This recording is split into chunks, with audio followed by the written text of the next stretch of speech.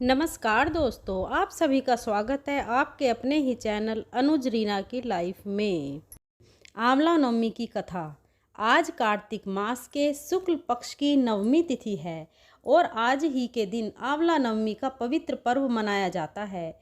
आज ही के दिन आंवले के वृक्ष का प्राकट्य हुआ था। कार्तिक मास के शुक्ल पक्ष की नवमी तिथि से लेकर पूर्णिमा तिथि तक भगवान विष्णु आंवले के वृक्ष में निवास करते हैं। इसलिए इस दिन आंवले के वृक्ष की पूजा अर्चना की जाती है। मान्यता है कि इससे आरोग्य, सुख, शांति और अखंड सौभाग्य, संतान सुख की प्राप्ति होती है।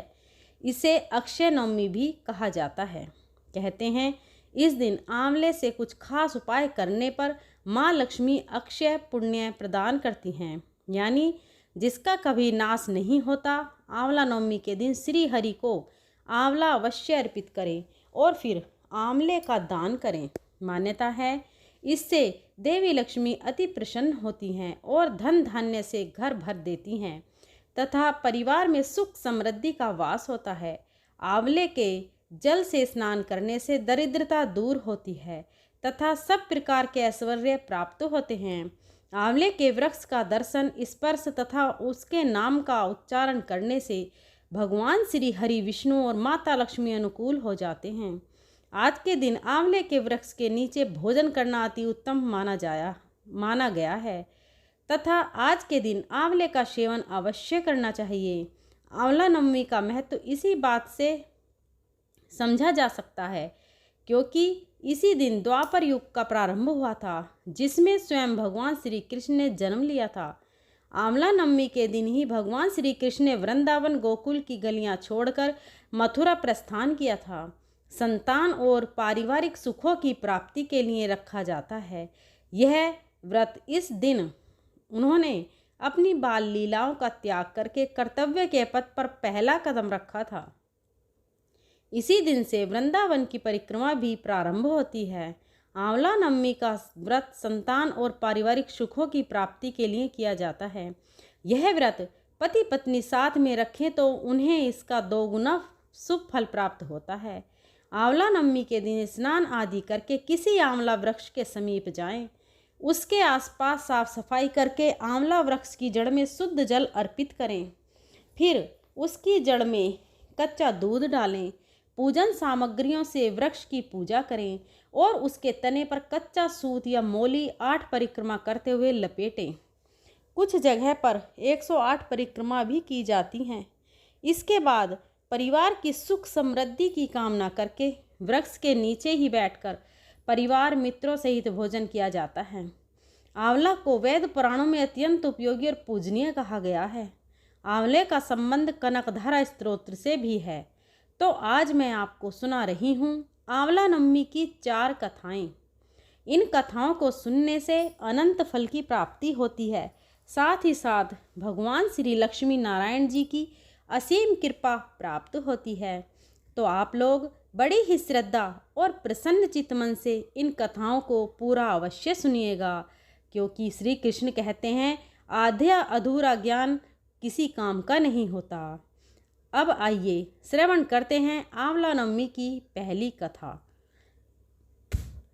एक राज्य में आंवलिया नाम का एक राजा था। राजा ने यह निश्चय कर रखा था कि वह अपनी प्रजा में रोजाना 1.25 मन आंवले का दान किया करेगा। उसके बाद ही भोजन ग्रहण करेगा। अपनी प्रतिज्ञा के अनुसार राजा ऐसा ही करता था, लेकिन उसके बेटे और बहू को यह बात पसंद नहीं थी। इसलिए एक दिन उसके बेटे बहू ने सोचा कि राजा इतने सारे आंवले रोजाना दान करते हैं, इस प्रकार तो एक दिन सारा खजाना खाली हो जाएगा। एक दिन राजकुमार ने राजा से कहा कि उसे इस तरह का दान देना बंद कर देना चाहिए। राजकुमार की बात सुनकर राजा को बहुत दुख हुआ और राजा ने रानी के साथ महल का त्याग कर दिया। फिर क्या था, राजा आंवला दान नहीं कर पाए और अपनी प्रतिज्ञा के अनुसार उन्होंने कुछ खाया भी नहीं। जब भूखे प्यासे 7 दिन हो गए तब भगवान को उन पर दया आई। इसलिए भगवान ने राजा के लिए जंगल में ही महल, धन धान्य और बाग बगीचे सब बनवा दिए और ढेरों आंवलों के पेड़ लगा दिए। जब अगली सुबह राजा रानी ने यह देखा कि जंगल में उनके राज्य से भी 2 गुना राज्य बसा हुआ है, तब राजा रानी से कहने लगे, रानी देखो, कहते हैं ना कि कभी भी सत्य का साथ नहीं छोड़ना चाहिए। आओ नहा धोकर आंवला दान करें और भोजन करें। राजा रानी ने आंवले दान करके भोजन ग्रहण किया और खुशी खुशी अपने नए महल में रहने लगे। उधर आंवला देवता का अपमान करने और माता पिता से बुरा व्यवहार करने के कारण राजकुमार के तो बुरे दिन आ गए। उसका राज्य शत्रुओं ने छीन लिया और वह दाने दाने को मोहताज हो गया। काम ढूंढते हुए एक दिन वह अपने पिताजी के ही राज्य में आ पहुंचा। उस समय उसकी हालत इतनी बिगड़ी हुई थी कि पिता ने उन्हें बिना पहचाने ही अपने यहाँ काम पर रख लिया। बेटे बहू सोच भी नहीं सकते थे कि उनके माता पिता इतने बड़े राज्य के मालिक भी हो सकते हैं, सो उन्होंने भी अपने माता पिता को नहीं पहचाना। एक दिन बहू ने सास के बाल गूंथते समय उसकी पीठ पर एक मस्सा देखा। यह सोचकर उसे रोना आने लगा कि ऐसा मस्सा तो मेरी सास की पीठ पर भी था। हमने यह सोचकर उन्हें आंवला दान करने से रोका था कि हमारा धन नष्ट हो जाएगा। आज वे लोग न जाने कहाँ होंगे। यह सोचकर बहू को रोना आने लगा और आंसू टपक टपक कर सास की पीठ पर गिरने लगे। रानी ने तुरंत पलटकर देखा और पूछा कि तू रो क्यों रही है? उसने बताया कि आपकी पीठ जैसा मस्सा मेरी सास की पीठ पर भी था। हमने उन्हें आंवले दान करने से रोक दिया, इसलिए वे नाराज होकर घर छोड़कर कहीं चले गए। तब रानी ने उन्हें पहचान लिया, सारा हाल पूछा और अपना हाल भी बताया। अपने बेटे बहू को समझाया कि दान करने से धन कम नहीं होता बल्कि बढ़ता है। तब बेटे बहू भी अब सुख से राजा रानी के साथ रहने लगे और आंवले का दान करने लगे। बोलिए कृष्ण कन्हैया की जय। आइए अब सुनते हैं आंवला नवमी की दूसरी कथा। एक बार माता लक्ष्मी जी धरती पर घूमने के लिए आईं। धरती पर आकर लक्ष्मी जी सोचने लगीं कि भगवान विष्णु और शिव जी की पूजा एक साथ कैसे की जा सकती है। तभी उन्हें याद आया कि तुलसी और बेल के गुण आंवले में भी पाए जाते हैं। तुलसी भगवान विष्णु को और बेल शिव जी को और अत्यंत प्रिय है। इसके बाद तो महालक्ष्मी जी ने आंवले के पेड़ की पूजा करने का निश्चय किया। महालक्ष्मी जी की भक्ति और पूजा से प्रसन्न होकर भगवान विष्णु और शिव जी साक्षात प्रकट हुए। महालक्ष्मी जी ने आंवले के पेड़ के नीचे भोजन तैयार करके भगवान विष्णु और शिव जी को भोजन कराया। उसके बाद उन्होंने खुद भी वहीं बैठकर भोजन ग्रहण किया। मान्यताओं के अनुसार आंवला नवमी के दिन अगर कोई महिला आंवले के पेड़ की पूजा करके उसके नीचे बैठकर भोजन बनाती है और ग्रहण करती है तो भगवान विष्णु और भगवान शिव उसकी सभी मनोकामनाओं को पूर्ण करते हैं। इस दिन महिलाएं अपनी संतान की दीर्घ आयु और अच्छे स्वास्थ्य को लेकर व्रत रखती हैं। निसंतान महिलाएं यदि संतान प्राप्ति की कामना से व्रत रखकर आंवले के पेड़ की पूजन करती हैं तो उन्हें संतान सुख की प्राप्ति होती है। बोलिए शिव जी महाराज की जय, कृष्ण कन्हैया की जय। आइए अब तीसरी कथा का रसपान करते हैं। काशी नगरी में एक निसंतान धर्मात्मा और दानी वेश्य रहता था। एक दिन वेश्य की पत्नी से पड़ोसन कहने लगी कि अगर तुम किसी पराये बच्चे की बलि भैरव बाबा के नाम से चढ़ा दो तो तुम्हें पुत्र की प्राप्ति हो जाएगी। यह बात जब वेश्य को पता चली तो उसने साफ मना कर दिया, लेकिन उसकी पत्नी अवसर की तलाश में लगी रही। एक दिन एक कन्या को उसने कुएं में गिराकर भैरव देवता के नाम पर बलि दे दी। इस हत्या का परिणाम विपरीत हुआ, अर्थात लाभ की बजाय उसके पूरे शरीर में कोढ़ हो गया और लड़की की प्रेतात्मा उसे सताने लगी। वेश्या के पूछने पर उसकी पत्नी ने सारी बात सच सच बता दी। तब वेश्या बोला कि गोवध, ब्राह्मणवध तथा बालवध करने वाले के लिए इस संसार में कोई जगह नहीं है। इसलिए तू गंगा तट पर जाकर भगवान का भजन कर और गंगा स्नान कर, तभी तू इस कष्ट से मुक्ति पा सकती है। अब वेश्या की पत्नी गंगा किनारे रहने लगी। कुछ दिन बाद गंगा माता एक वृद्ध महिला का वेश धारण करके उसके पास आईं और बोली, अगर तुम मथुरा जाकर कार्तिक नवमी का व्रत तथा आंवले के वृक्ष की परिक्रमा और पूजा करोगी तो ऐसा करने से तेरा यह कोढ़ दूर हो जाएगा। वृद्ध महिला की बात सुनकर और उनकी बात मानकर वेश्या की पत्नी अपने पति से आज्ञा लेकर मथुरा जाकर विधि विधान से आंवले का व्रत करने लगी। ऐसा करने से वह भगवान की कृपा से दिव्य शरीर वाली हो गई और फिर उसे सुंदर पुत्र रत्न की भी प्राप्ति हुई। जय विष्णु भगवान की। अब आइए श्रवण करते हैं आंवला नवमी की अगली कथा, जिसे सुनने मात्र सभी मनोकामनाएं पूरी होती हैं। एक कथा के अनुसार एक बार जगतगुरु शंकराचार्य भिक्षा मांगने एक कुटिया के सामने रुके। वहाँ एक बूढ़ी औरत रहती थी जो अत्यंत गरीबी और दयनीय स्थिति में थी। शंकराचार्य की आवाज़ सुनकर वह बूढ़ी औरत बाहर आई। उसके हाथ में एक सूखा आंवला था। वह बोली, महात्मन, मेरे पास इस सूखे आंवले के सिवाय कुछ भी नहीं है जो आपको भिक्षा में दे सकूं। शंकराचार्य को उसकी स्थिति पर दया आ गई और उन्होंने उसी समय उसकी मदद करने का प्रण लिया। उन्होंने अपनी आंखें बंद की और मंत्र रूपी 22 श्लोक बोले। ये 22 श्लोक कनकधारा स्तोत्र के श्लोक थे। इससे प्रसन्न होकर माँ लक्ष्मी ने उन्हें दिव्य दर्शन दिए और कहा कि शंकराचार्य, इस औरत ने अपने पूर्व जन्म में कोई भी वस्तु दान नहीं की थी। यह अत्यंत कंजूस थी और मजबूरीवश कभी किसी को कुछ देना भी पड़ जाए तो यह बुरे मन से दान करती थी। इसलिए इस जन्म में इसकी यह हालत हुई है। यह अपने कर्मों का फल भोग रही है, इसलिए मैं इसकी कोई सहायता नहीं कर सकती। शंकराचार्य ने देवी लक्ष्मी की बात सुनकर कहा, हे महालक्ष्मी, इसने पूर्व जन्म में अवश्य दान धर्म नहीं किया है, लेकिन इस जन्म में इसने पूर्ण श्रद्धा से मुझे यह सूखा आंवला भेंट किया है।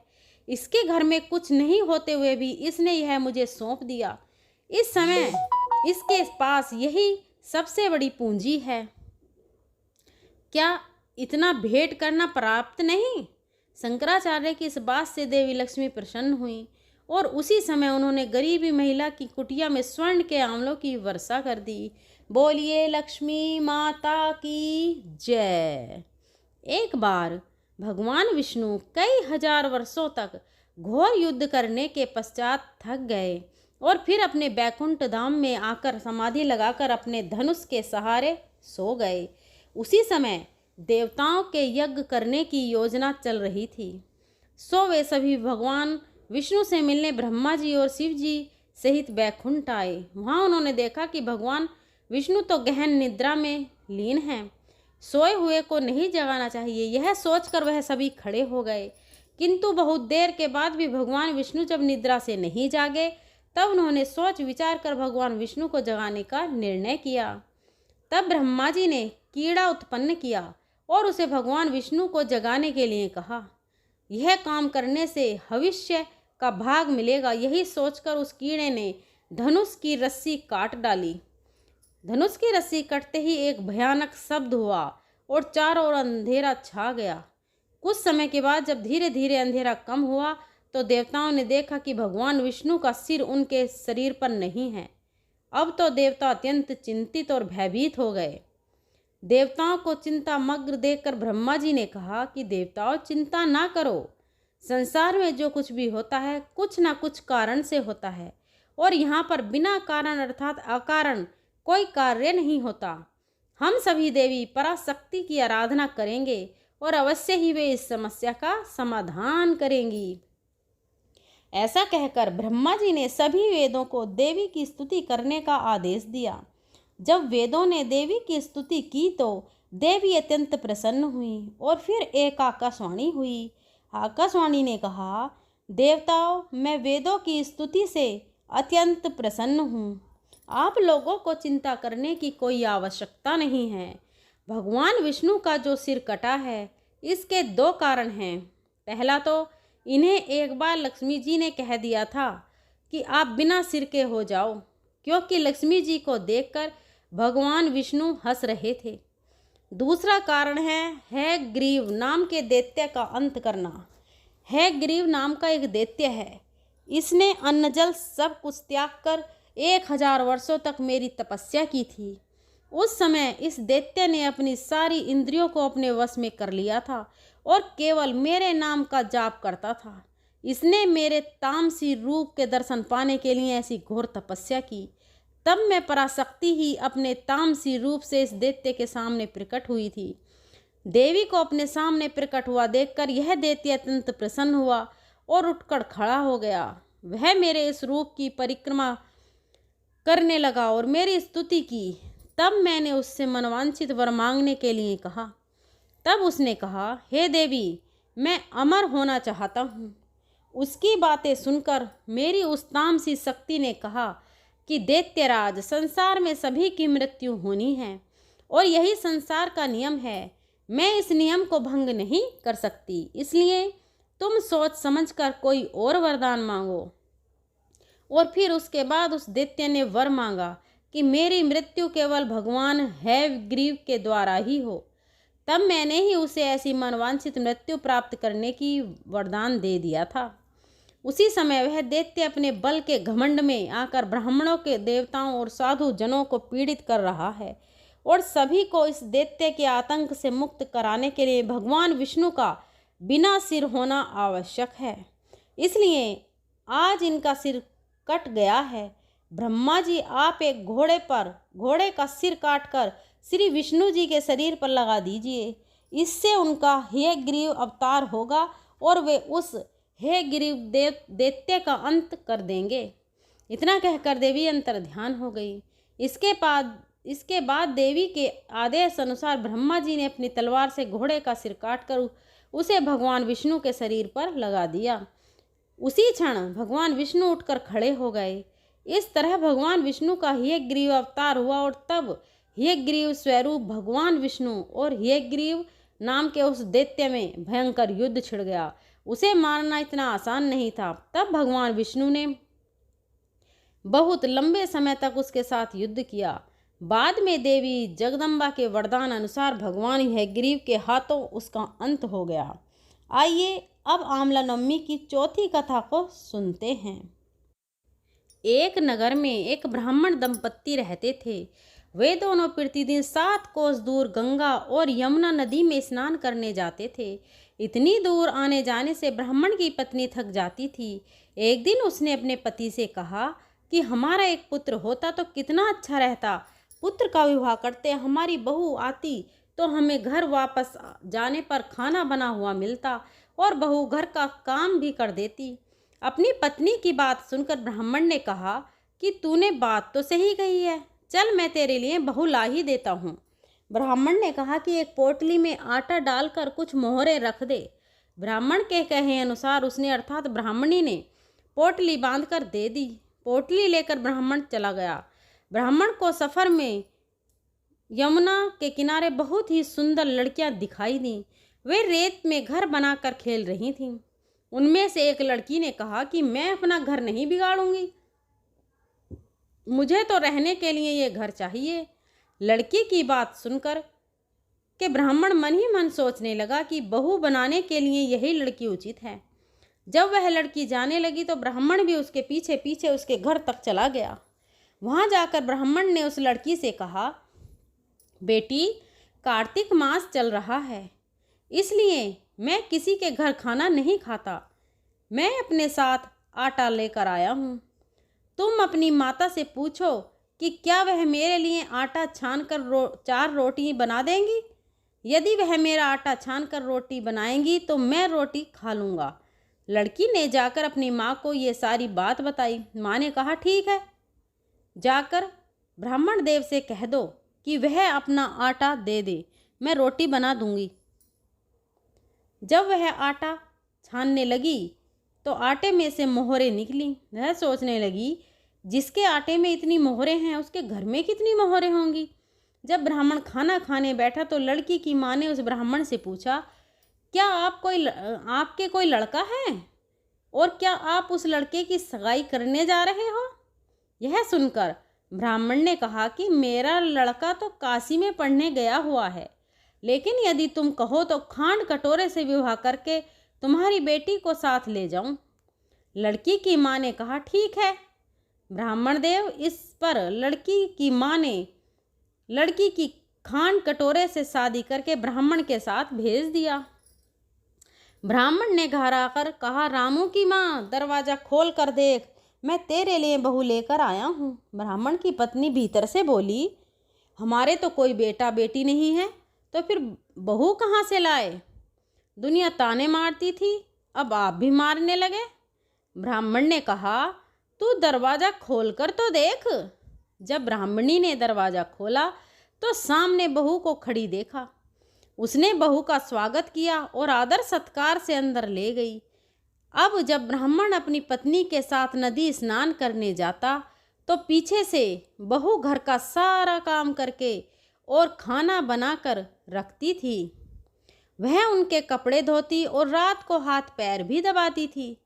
इस तरह बहुत दिन बीत गए।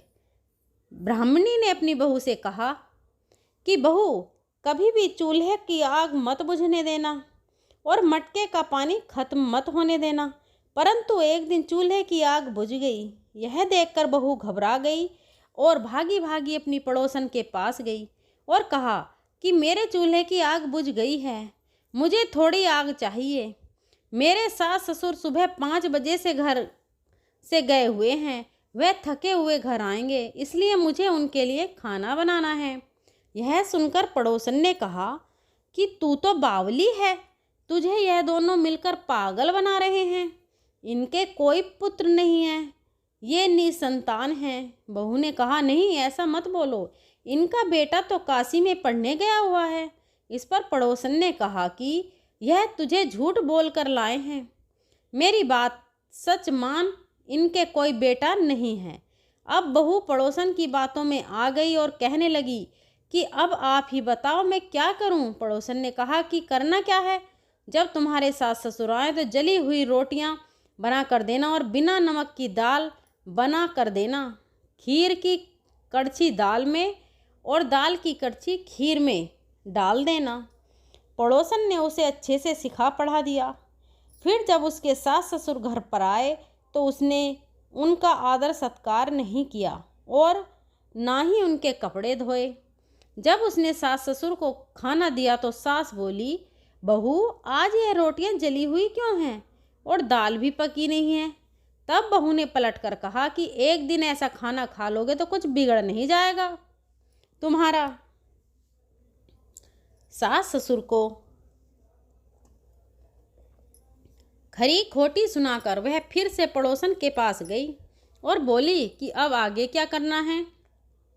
पड़ोसन ने कहा कि अब तुम सातों कोठी की चाबी मांग लेना। अगले दिन जब स्नान करने के लिए जाने लगे तो बहू अड़ गई कि मुझे तो सातों कोठों की चाबी चाहिए। तब ससुर ने कहा कि इसे चाबी दे दो। तब सास ने बहू को चाबी दे दी। सास ससुर के जाने के बाद जब बहू ने दरवाजे खोले तो देखा कि किसी में अन्न भरा है, किसी में धन भरा है और किसी कोठे में बर्तन पड़े हैं। जब उसने सबसे ऊपर का 7वां कोठा खोला तो देखा कि शिव जी, पार्वती माता, गणेश जी, लक्ष्मी माता, पीपल पथवारी, कार्तिक के ठाकुर, राई दामोदर, तुलसी जी का बिड़वा, गंगा यमुना और 33 कोटि देवी देवता विराजमान हैं। वहीं पर एक लड़का चंदन की चौकी पर बैठा माला जप रहा है। यह सब देखकर उसने लड़के से पूछा कि तुम कौन हो।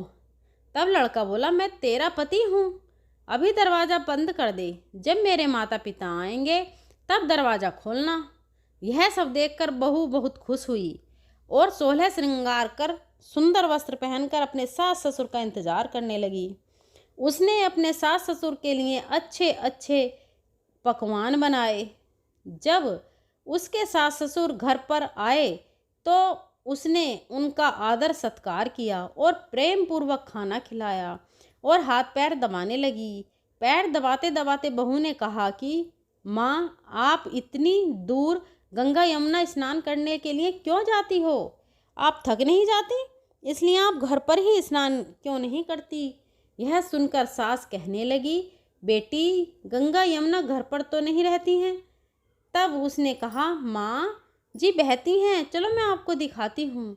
जब बहू ने 7वां कोठा खोलकर दिखाया तो उसमें शिव जी, पार्वती जी, गणेश जी, लक्ष्मी जी, पीपल पथवारी, कार्तिक के ठाकुर दामोदर, तुलसी जी का बिड़वा, गंगा जमुना बह रही हैं और 33 कोटि देवी देवता विराजमान हैं।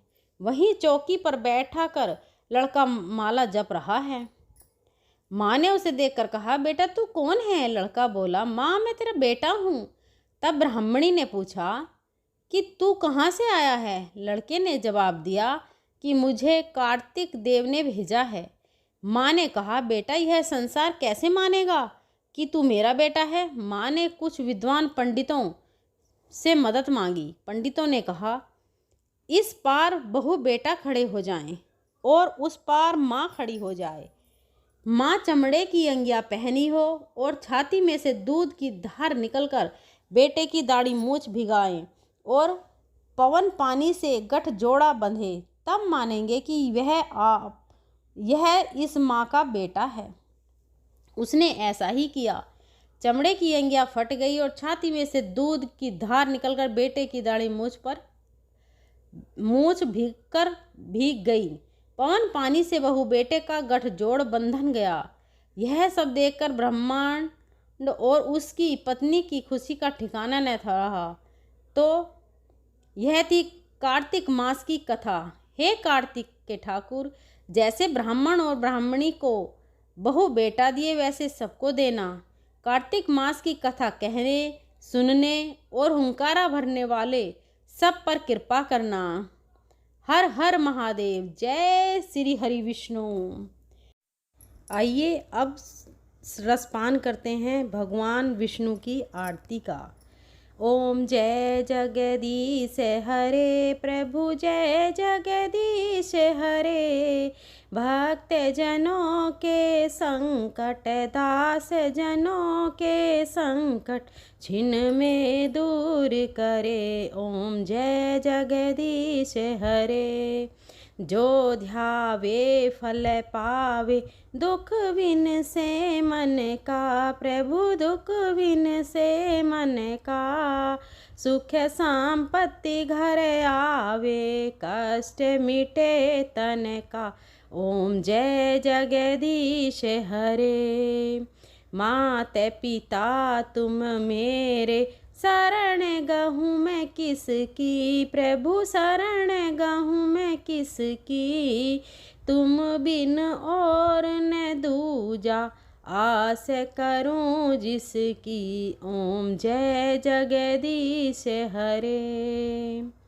तुम पूरन परमात्मा, तुम अंतर्यामी। प्रभु तुम अंतर्यामी।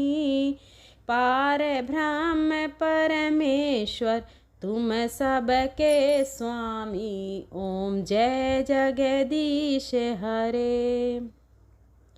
तुम करुणा के सागर, तुम पालन करता। प्रभु तुम पालन करता। मैं मूरख खल कामी, कृपा करो भरता। ओम जय जगदीश हरे। तुम हो एक अगोचर, सबके प्राणपति। प्रभु सबके प्राणपति। किस विध मिलूं दया में, मैं तुमको कुमति। ओम जय जगदीश हरे। दीन बंधु दुख हरता, तुम ठाकुर मेरे। प्रभु तुम ठाकुर मेरे। अपने हाथ उठाओ, द्वार पड़ा मैं तेरे। ओम जय जगदीश हरे। विषय विकार मिटाओ, पाप हरो देवा। प्रभु पाप हरो देवा। श्रद्धा भक्ति बढ़ाओ, संतन की ही सेवा। ओम जय जगदीश हरे। ओम जय जगदीश हरे। स्वामी जय जगदीश हरे। भक्त जनों के संकट, दास जनों के संकट क्षण में दूर करे। ओम जय जगदीश हरे। बोलो विष्णु भगवान की जय। भोले बाबा की जय। अगर आपको वीडियो पसंद आई हो तो हमारे चैनल अनुज रीना की लाइफ को सब्सक्राइब करें, वीडियो अपनी फ्रेंड और फैमिली में शेयर करें और बेल आइकन को ज़रूर प्रेस करें ताकि आने वाली सभी वीडियो की नोटिफिकेशन आपको मिल सके। दोस्तों, अगर मेरे बोलने में कोई त्रुटि रही हो तो मैं हाथ जोड़कर माफ़ी चाहती हूँ। मिलते हैं अब आने वाली वीडियो में, तब तक के लिए धन्यवाद। जय श्री कृष्णा। राधे राधे।